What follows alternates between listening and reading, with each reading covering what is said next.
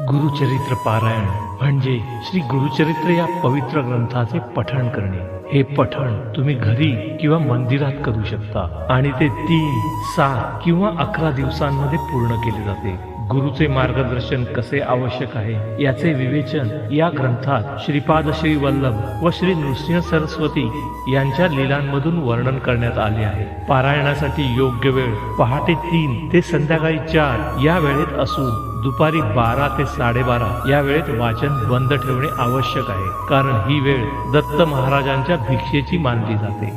गुरुचरित्र पारायणाचा संकल्प करण्यासाठी सर्वात आधी श्री दत्त महाराजांचे आवाहन करावे, पूजा मांडणी पूर्ण करावी आणि त्यानंतर गुरुचरित्राच्या पारायणाबद्दलचा आपला उद्देश, किती दिवसात पारायण करायचे आहे, तसेच कोणत्या इच्छा आकांक्षा आहेत हे सर्व स्पष्टपणे बोलावे। त्यानंतर दत्त महाराजांच्या फोटोची व पोथीची पूजा करावी आणि गायत्री मंत्र व श्री स्वामी समर्थांच्या मंत्राचा जप करावा। तसेच श्री गणपती अथर्वशीर्ष वाचून वाचनास सुरुवात करावी। गुरुचरित्राचे वाचन शांतपणे आणि एका लयीत करावे। हे वाचन पूर्व किंवा उत्तर दिशेला तोंड करून करावे। वाचनासाठी एक ठरलेली जागा असावी।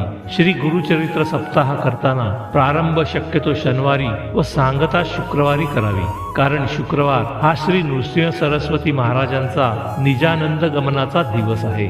सांगतेच्या दिवशी दत्त महाराज, श्री कुलदेवता श्री स्वामी समर्थ महाराज आणि श्री गुरुचरित्र ग्रंथ यांच्यासाठी नैवेद्य मांडावा। असेही म्हटले जाते की औदुंबर वृक्षाखाली पारायण करणे जास्त फलदायी आहे, म्हणूनच श्री क्षेत्र गाणगापूर येथे औदुंबर वृक्षाखाली गुरुचरित्र पारायण केले जाते। दिगंबरा दिगंबरा श्रीपाद वल्लभ दिगंबरा, दिगंबरा दिगंबरा श्रीपाद वल्लभ दिगंबरा, दिगंबरा दिगंबरा श्रीपाद वल्लभ दिगंबरा, दिगंबरा दिगंबरा श्रीपाद वल्लभ दिगंबरा।